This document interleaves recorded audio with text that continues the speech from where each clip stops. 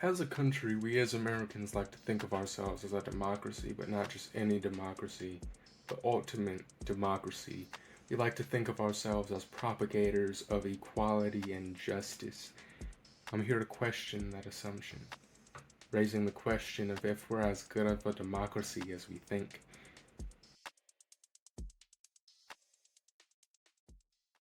The US doesn't exactly have a history of transparency. Sure, they hold press briefings almost every day, but it goes without saying that not every affair that's handled by the government is reported there. This history is shown in things like when the government poisoned alcohol during Prohibition so less people would drink. Or in the 70s, Project Mockingbird controlled the press. What good is a press briefing if the government controls those being briefed?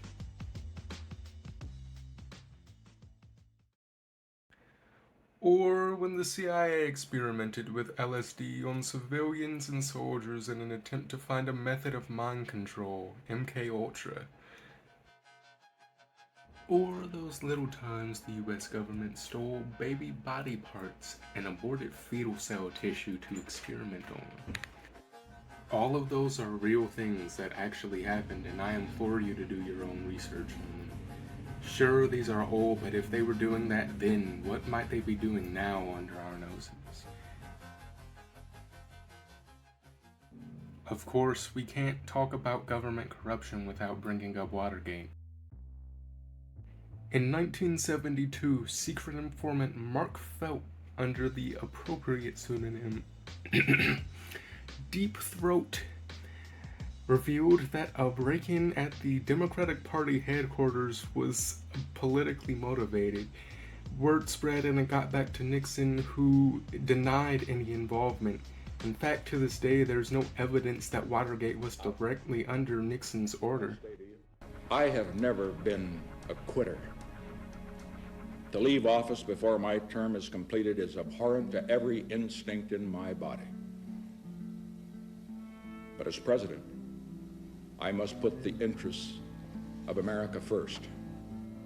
Therefore, I shall resign the presidency effective at noon tomorrow.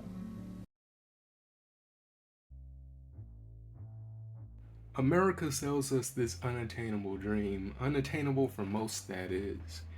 50% of people will stay in the same financial quintile they were born into. This figure is even worse when intersectionality comes into the picture, as if you're black and born in the lowest quintile. You only have a 3% chance of making it to the top.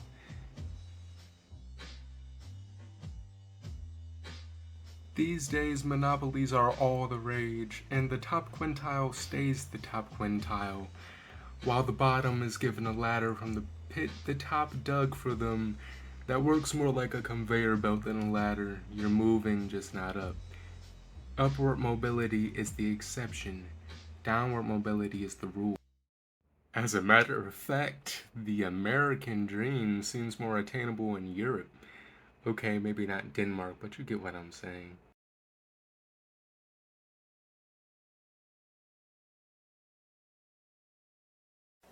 November 22nd, 2014.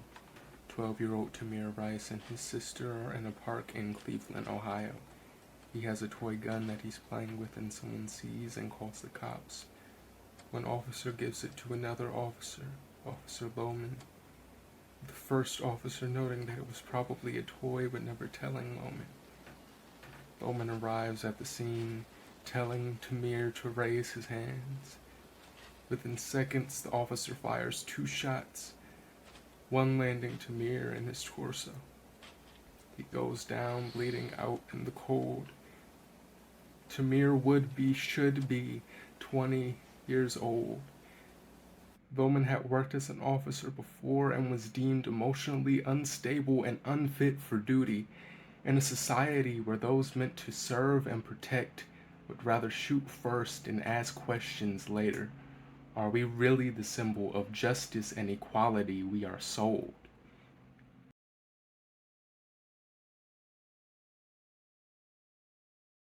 Peace.